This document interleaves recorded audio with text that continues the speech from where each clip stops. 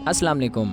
आइए मदीने चलें, इसी महीने चलें। दोस्तों, जब कोई मुसलमान मदीना शरीफ की मुक़द्दस सरज़मीन पर कदम रखता है तो इसकी ज़िंदगी के उन हसीन लम्हात का आगाज़ हो जाता है जिन्हें महसूस करने की ख्वाहिश हर मुसलमान अपने दिल में रखता है। ये रूहानी एहसासात मदीना मुनव्वरा के एयरपोर्ट पर उतरते ही दिल में उतरने लगते हैं। मदीना मुनव्वरा में रबीउल अव्वल के महीने के क्या ही खूबसूरत मनाजिर होते हैं। मदीना मुनव्वरा जाकर आप कौन कौन सी ज़ियारत कर सकते हैं। मदीना मुनव्वरा में लोगों की ज़िंदगी कैसी है।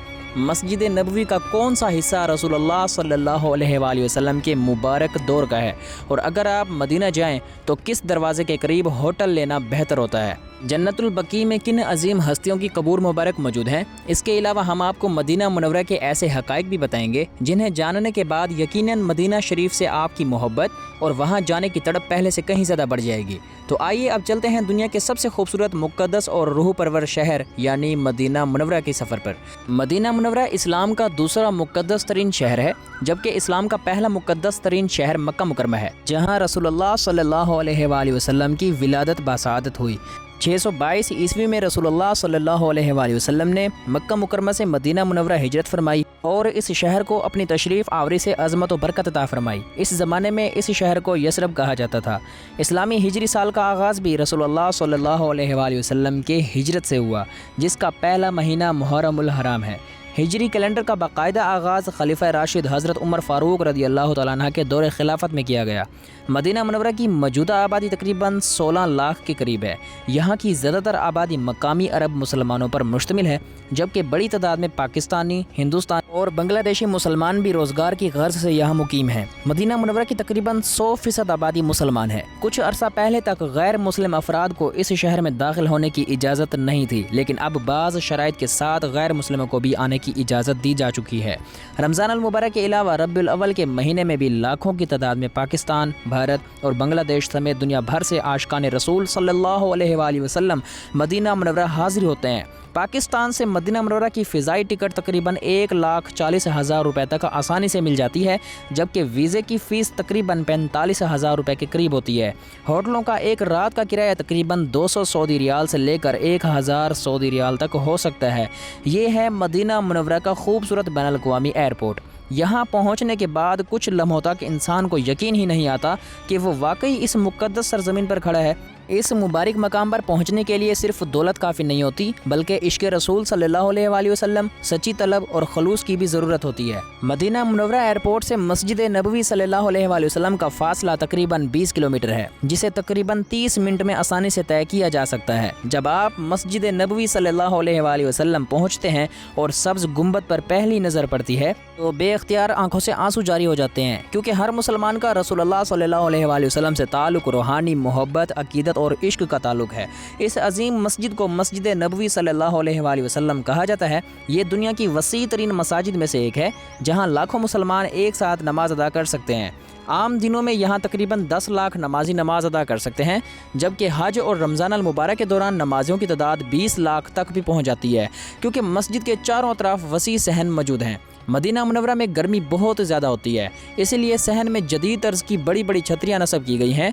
इसके अलावा ऐसे पंखे भी लगाए गए हैं जो हर वक्त बारीक पानी की फुहार छोड़ते रहते हैं, ताकि नमाजियों को गर्मी से राहत मिल सके। मर्द हजरात बाबुल इस्लाम से दाखिल होते हैं और रसूलुल्लाह सल्लल्लाहु अलैहि वसल्लम की मोहब्बत में इनकी आंखें अश्कबार हो जाती हैं। ये दुनिया का वो मकाम है जहाँ सबसे ज़्यादा अदब, एहतराम और अकीदत का इजहार किया जाता है।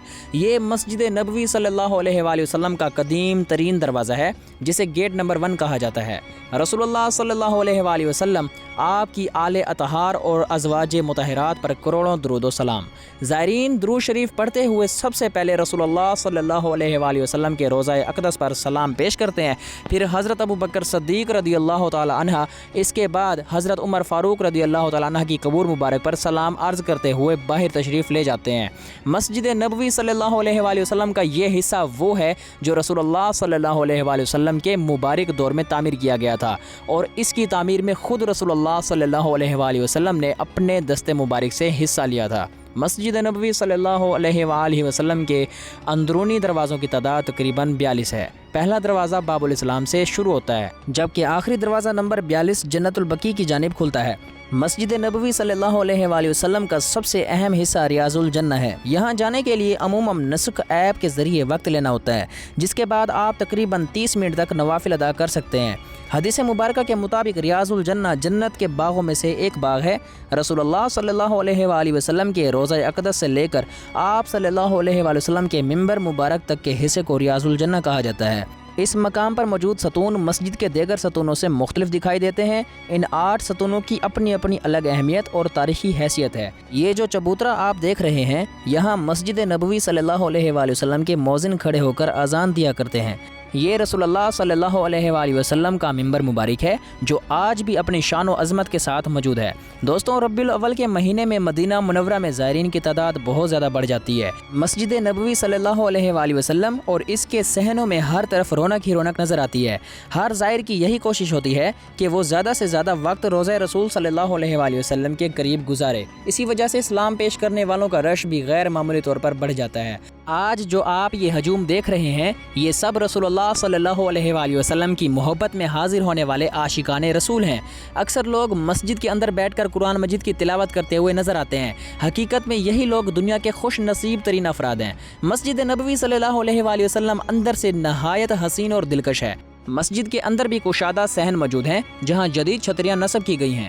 پوری مسجد میں آب زمزم کے کولر رکھے گئے ہیں، ایک کولر ٹھنڈے پانی کا جبکہ دوسرا گرم پانی کا ہوتا ہے، تاکہ ہر موسم میں نمازی اپنی ضرورت کے مطابق پانی استعمال کر سکیں۔ ربیع الاول کا مہینہ مسلمانوں کے لیے نہایت مقدس اور بابرکت مہینہ ہے، کیونکہ اسی مہینے میں رسول اللہ صلی اللہ علیہ وآلہ وسلم دنیا میں تشریف لائے۔ اسی مہینے مکہ مکرمہ سے مدینہ منورہ ہجرت فرمائی، اور اسی مہینے میں آپ صلی اللہ علیہ وآلہ وسلم کا وصال مبارک بھی ہوا۔ مسجد نبوی صلی اللہ علیہ وآلہ وسلم کے بعض دروازے خواتین کے لیے مخصوص ہیں۔ ان میں گیٹ نمبر 11 سے 17 تک اور دوسری جانب گیٹ نمبر 23 سے 31 تک خواتین کی آمد و رفت کے لیے مختص کیے گئے ہیں۔ اگر آپ اپنی فیملی کے ساتھ مدینہ منورہ جائیں تو بہتر ہے کہ انہی دروازوں کے قریب ہوٹل حاصل کریں، تاکہ خواتین کو مسجد نبوی صلی اللہ علیہ وآلہ وسلم آنے جانے میں آسانی ہو۔ مدینہ منورہ میں مسجد نبوی صلی اللہ علیہ وآلہ وسلم کے 3 اطراف ہوٹل موجود ہیں، جبکہ چوتھی جانب جنت البقیع کا تاریخی قبرستان موجود ہے۔ یہ ہوٹل 4 مختلف قطاروں میں تعمیر کیے گئے ہیں، جنہیں مجموعی طور پر مرکزیہ کہا جاتا ہے۔ جو ہوٹل مرکزیہ سے باہر واقع ہوں، وہاں سے مسجد نبوی صلی اللہ علیہ وآلہ وسلم آنے کے لیے سڑک عبور کرنا پڑتی ہے۔ سب سے آگے موجود ہوٹل زیادہ تر 5 سٹار ہوٹلز ہیں۔ بیرونی گیٹ نمبر 326 سے 340 تک کے ہوٹل سب سے زیادہ مہنگے شمار کیے جاتے ہیں، کیونکہ اس علاقے میں خریداری کی سب سے بڑی مارکیٹ موجود ہے۔ سونے کے زیورات کی زیادہ تر دکانیں بھی اسی جانب واقع ہیں، اسی وجہ سے لوگوں کی چہل پہل اور رونق بھی زیادہ تر اسی علاقے میں نظر آتی ہے۔ زیادہ تر زائرین طیبہ مال میں خریداری کے لیے جاتے ہیں، جو گیٹ نمبر 22 کے بالکل سامنے واقع ہے۔ اس گیٹ کے سامنے ایک چھوٹی سی فوڈ اسٹریٹ بھی موجود ہے، جہاں مختلف اقسام کے کھانوں کے چھوٹے چھوٹے اسٹال لگے ہوتے ہیں۔ یہاں خوبصورت فوٹو فریم بھی بنائے گئے ہیں، جہاں لوگ یادگار تصاویر بنواتے ہیں۔ ایک زمانہ تھا جب یہاں تصاویر لینے پر مکمل پابندی تھی، لیکن اب حکومت سعودی عرب نے مخصوص مقامات پر یادگاری تصاویر بنانے کی اجازت دے دی ہے۔ مسجد نبوی صلی اللہ علیہ وآلہ وسلم کے گیٹ نمبر 22 کے سامنے آپ کو احد کا پہاڑ نظر آتا ہے، جس کے بارے میں رسول اللہ صلی اللہ علیہ وآلہ وسلم نے فرمایا، احد ہم سے محبت کرتا ہے اور ہم احد سے محبت کرتے ہیں، اور یہ جنت کے پہاڑوں میں سے ایک پہاڑ ہے۔ لیکن کیا آپ جانتے ہیں کہ مدینہ منورہ کے قریب ایک ایسا پہاڑ بھی موجود ہے جسے جہنم کا پہاڑ بھی کہا جاتا ہے؟ جی ہاں، جس طرح احد کو جنت کا پہاڑ کہا جاتا ہے، اسی طرح جبل ایر کو جہنم کا پہاڑ کہا جاتا ہے، اور یہ بھی مدینہ منورہ کی حدود میں واقع ہے۔ دوستوں، خواتین عشاء کی نماز کے بعد روضہ رسول صلی اللہ علیہ وآلہ وسلم پر زیارت کے لیے بھی جا سکتی ہیں، کیونکہ یہ زیارت روزانہ رات کے وقت کھولی جاتی ہے۔ یہ بات اس لیے بتائی جا رہی ہے کہ اکثر خواتین عشاء کی نماز ادا کرنے کے بعد واپس چلی جاتی ہیں اور معلومات نہ ہونے کی وجہ سے زیارت کا موقع حاصل نہیں کر پاتی۔ بیرونی گیٹ نمبر 310 سے 322 تک کی طرف واقع ہوٹل نسبتاً سستے مل جاتے ہیں، اور اس علاقے کو عام طور پر باب الاسلام کے اطراف کے ہوٹل کہا جاتا ہے۔ اسی طرح بیرونی گیٹ نمبر 309 سے لے کر 365 تک کی طرف بھی مناسب قیمت میں ہوٹل مل جاتے ہیں۔ اس کی وجہ یہ ہے کہ یہ قبلہ سائڈ ہے، اور نماز کے لیے نمازیوں کو پورا صحن عبور کر کے امام کے پیچھے جانا پڑتا ہے۔ اگر آپ گیٹ نمبر 310 سے باہر نکلیں تو اس طرف مسجد غمامہ واقع ہے، جہاں جا کر آپ نوافل ادا کر سکتے ہیں۔ اس کے قریب حضرت ابوبکر صدیق رضی اللہ تعالیٰ عنہ اور حضرت علی رضی اللہ تعالیٰ عنہ سے منسوب تاریخی مساجد بھی موجود ہیں۔ دوستوں، جو لوگ پیدل مسجد قباء جانا چاہتے ہیں ان کے لیے تقریباً 4 کلومیٹر لمبا ایک خوبصورت راستہ بنایا گیا ہے۔ راستے میں جگہ جگہ دکانیں موجود ہیں، اور اگر کہا جائے کہ یہ دنیا کا سب سے خوبصورت پیدل سفر ہے تو شاید غلط نہ ہوگا۔ رسول اللہ صلی اللہ علیہ وآلہ وسلم اکثر ہفتے کے دن مسجد قباء تشریف لے جایا کرتے تھے۔ روزہ رسول صلی اللہ علیہ وآلہ وسلم کے بالکل سامنے گیٹ نمبر 369 واقع ہے۔ اس کے قریب ایک عمارت نظر آتی ہے جو بظاہر واش روم کی طرح معلوم ہوتی ہے، لیکن اس کے نیچے ایک خوبصورت میوزیم موجود ہے جس کے بارے میں بہت کم لوگ جانتے ہیں۔ اس میوزیم میں رسول اللہ صلی اللہ علیہ وآلہ وسلم کے مبارک دور کی بہت سی تاریخی اور نایاب چیزیں محفوظ کی گئی ہیں۔ یہاں آپ دیکھ سکتے ہیں کہ قدیم زمانے میں قرآن مجید کن کن چیزوں پر لکھا جاتا تھا۔ تقریباً 1000 سال پرانی بے شمار تاریخی اشیاء بھی یہاں رکھی گئی ہیں، یہاں تک کہ بعض ہڈیوں پر بھی لکھی گئی قرآنی آیات محفوظ ہیں۔ کئی تاریخی نوادرات سعودی حکومت نے برطانوی میوزیم سے واپس لا کر یہاں رکھے ہیں۔ اب چلتے ہیں میدان بدر کی طرف، جہاں اسلام کا پہلا عظیم معرکہ غزوہ بدر پیش آیا تھا۔ یہ مقام مدینہ منورہ سے تقریباً 144 کلومیٹر کے فاصلے پر واقع ہے۔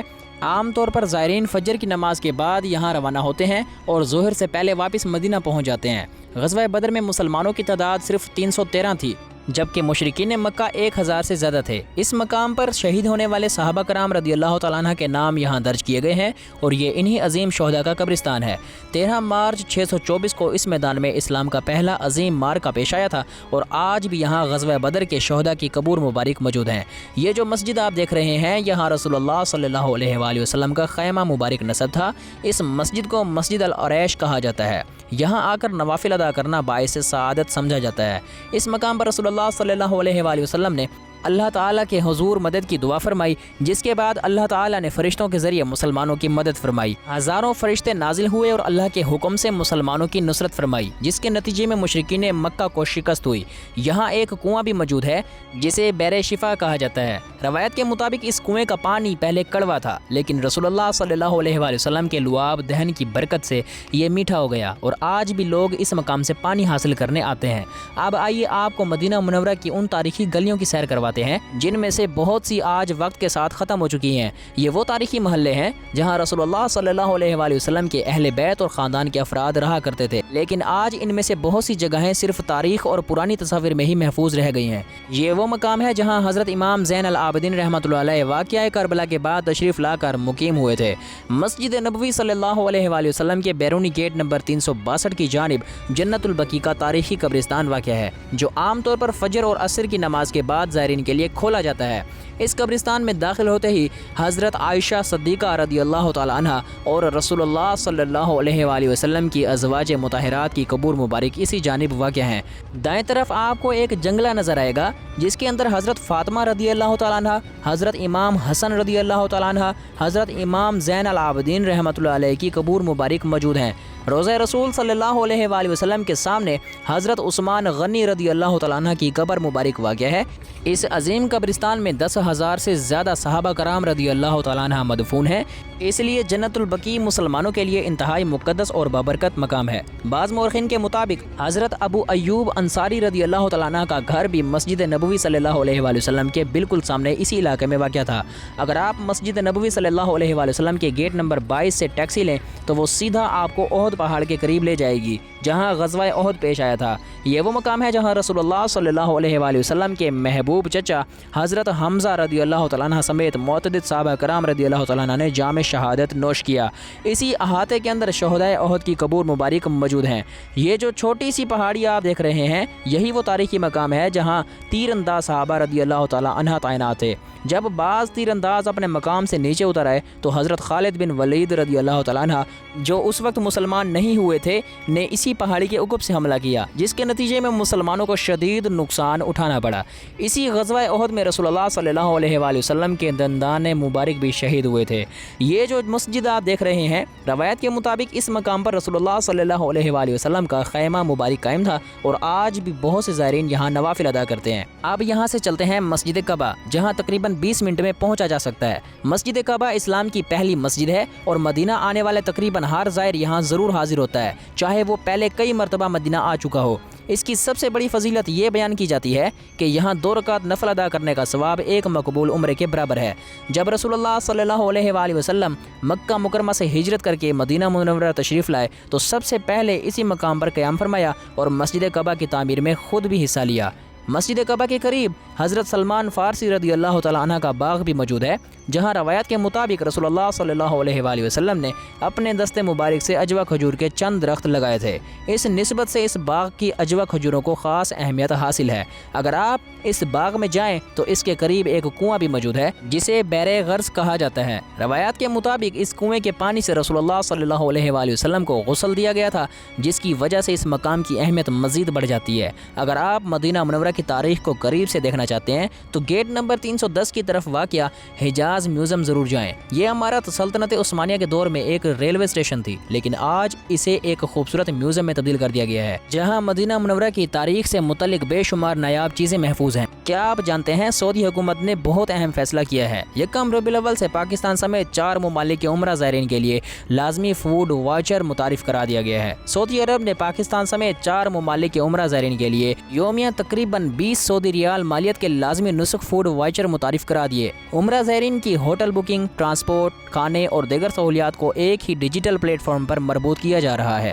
اس سلسلے میں مکہ مکرمہ اور مدینہ منورہ کے تقریباً 10,000 ریسٹورنٹس کو نسک ایپ سے منسلک کر دیے گئے ہیں۔ ہر عمرہ زائرین کو ویزا سے منسلک ایک منفرد کوڈ ملے گا جس سے منظور شدہ مقامات سے کھانا کھایا جا سکے گا۔ پاکستان، بھارت، مصر اور بنگلہ دیش کے عمرہ زائرین کے لیے نئی پالیسی کا اطلاق یکم ربیع الاول سے ہوگا۔ دوستوں، یہ ہے مسجد جمعہ، جہاں اسلام کی تاریخ کا پہلا جمعہ ادا کیا گیا تھا۔ اب یہاں سے چلتے ہیں مسجد قبلتین کی طرف۔ ابتدائی اسلام میں مسلمان بیت المقدس کی طرف رخ کر کے نماز ادا کرتے تھے۔ مدینہ منورہ میں تقریباً 16 سے 17 ماہ تک رسول اللہ صلی اللہ علیہ وآلہ وسلم نے بھی بیت المقدس کی طرف رخ کر کے نماز ادا فرمائی، لیکن رسول اللہ صلی اللہ علیہ وآلہ وسلم کی دلی خواہش تھی کہ قبلہ خانہ کعبہ کی طرف کر دیا جائے۔ اللہ تعالیٰ نے اپنے محبوب صلی اللہ علیہ وسلم کی یہ دعا بھی قبول فرمائی اور نماز کے دوران ہی قبلہ بیت المقدس سے خانہ کعبہ کی طرف تبدیل کرنے کا حکم نازل ہوا۔ اسی تاریخی واقعے کی یاد میں اس مسجد کو مسجد قبلہ تین کہا جاتا ہے، یعنی وہ مسجد جہاں 2 قبلوں کی طرف رخ کر کے نماز ادا کی گئی۔ آج بھی یہاں 2 محرابیں اسی تاریخی واقعے کی یاد دلاتی ہیں۔ اگر مدینہ منورہ کے کھانوں کی بات کی جائے تو مسجد نبوی صلی اللہ علیہ وآلہ وسلم کے ارد گرد بے شمار چھوٹے بڑے ریسٹورانٹ موجود ہیں۔ مرکزیہ کے اندر پہلے کی نسبت کئی ریسٹورانٹ ختم کر دیے گئے ہیں، تاہم اب بھی یہاں زیادہ تر فاسٹ فوڈ آسانی سے دستیاب ہے۔ ان میں سے سب سے زیادہ مشہور اور نسبتاً سستا البیک ہے۔ اس کی ایک برانچ طیبہ مال گیٹ نمبر 22 کے سامنے واقع ہے، جبکہ دوسری برانچ جنت البقیع کے قریب موجود ہے۔ اس کے علاوہ مسجد بلال رضی اللہ تعالیٰ عنہ کے قریب ایک فوڈ اسٹریٹ بھی موجود ہے، جہاں آپ عربی روایتی کھانوں کا لطف اٹھا سکتے ہیں۔ اس علاقے میں سب سے زیادہ دکانیں مندی، مچھلی اور دیگر عربی کھانوں کی نظر آئیں گی۔ اگر آپ مناسب قیمت پر خریداری کرنا چاہتے ہیں یا اچھی کھجوریں خریدنا چاہتے ہیں تو مسجد بلال رضی اللہ تعالیٰ عنہ کے قریب کی مارکیٹ بہترین انتخاب ہے۔ عام طور پر مسجد نبوی صلی اللہ علیہ وآلہ وسلم کے بالکل قریب موجود دکانوں پر اشیاء نسبتاً مہنگی ملتی ہیں۔ دوستوں، مدینہ منورہ میں گزرے ہوئے دن انسان کی زندگی کے خوبصورت ترین دنوں میں شمار ہوتے ہیں۔ اس شہر کی فضا، اس کا سکون، اس کی روحانیت اور رسول اللہ صلی اللہ علیہ وآلہ وسلم کی نسبت ایسی کیفیت پیدا کرتی ہے جسے الفاظ میں بیان کرنا آسان نہیں۔ یہ وہ لمحات ہوتے ہیں جنہیں انسان پوری زندگی نہیں بھول پاتا۔ مدینہ منورہ میں قیام مکمل کرنے کے بعد زائرین مکہ مکرمہ کی طرف روانہ ہوتے ہیں۔ اس سفر میں سب سے پہلے مدینہ منورہ کی حدود میں واقع ذو الحلیفہ ابیار علی کا مقام آتا ہے، جو مسجد نبوی صلی اللہ علیہ وآلہ وسلم سے تقریباً 14 کلومیٹر کے فاصلے پر واقع ہے۔